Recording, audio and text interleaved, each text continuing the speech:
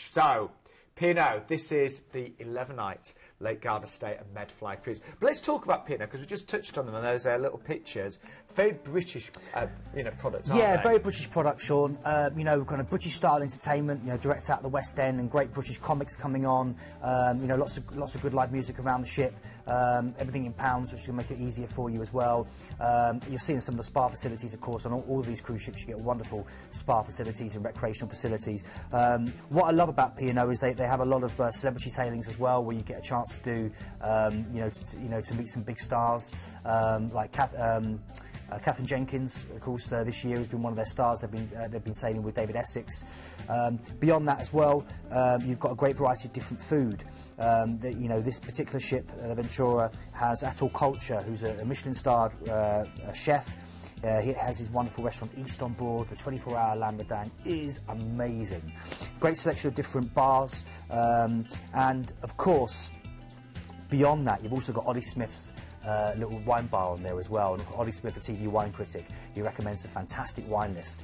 So it really is a great all-encompassing style. And so the entertainment, is excellent. In terms of comedians, sometimes I've been on American ships and, the sense of humour is maybe slightly different, but you always get, British comedians, British shows. Yeah. Well, the ship was launched by Helen Mirren, that should tell you, the kind of classic kind of British in 2008. She's a new ship, and again, it's a very British product. I've got one of my best mates who's a great British cruise comic who goes out there quite a lot for P&O. He loves it on there, and this is a big family-friendly ship where you can literally, the ship itself is a destination.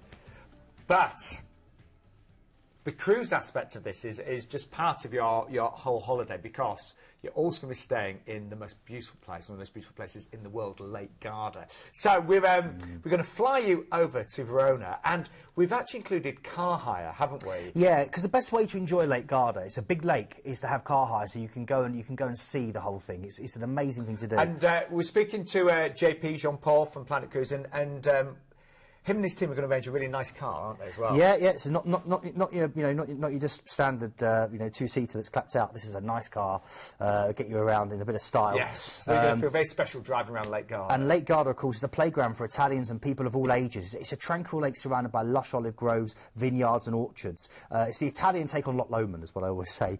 You can relax at the water's edge, revel in the buzz of the glamorous resorts. For an intense hit of history, visit Verona and Venice, which are just a stone's throw away. You can go to the impossibly quaint village of Simeone, which is bookended by a castle at its entrance and a maze of Roman ruins on the headland. One of my favourite places to go. My sister took me there. It's amazing.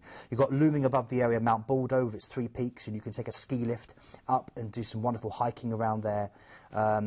And if you'd have kids, the kids are there with you. They've got lots of amusement parks on the southeastern corner as well. I imagine it's quite romantic as well, is it? Very romantic. Yeah, it's a popular honeymoon retreat for Italians. For those regulars who know, Keith's actually single still, but but it could be very romantic with your partner.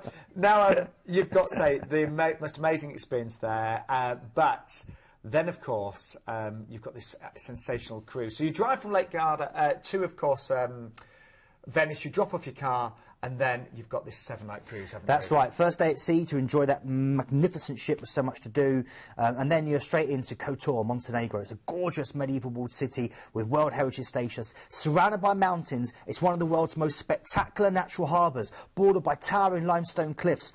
The winding bay is actually southern Europe's longest and most dramatic fjord. You can delve inside age-old walls, discover crooked streets, cobbled piazzas and camera-worthy churches. Kotor is your gateway also to the scenic wonders of Montenegro. You can head out into the marshes and wildlife of the Lake Garda National Park, or visit the beautiful and enchanting Wine Road, or head over to Budva to see some celebrities. From there, you're then going over to Corfu, awash with beautiful flowers. Corfu is known as the Emerald Isle. Golden beaches, lush green landscape and colourful villages. It's one of the most beautiful islands in the Mediterranean. Of course, Shakespeare set his magical play The Tempest here. Millions of silvery olive trees grace the hillsides, and the scent of lemon blossom perfumes the air. Stroll the old town, which is a maze of cobbled streets full of old tavernas, cafes and shops, or relax on the shimmering sands of Glyfada Beach, or explore the gardens of the Achillean Palace, the birthplace of our Prince Philip, and the setting for the James Bond film For Your Eyes Only.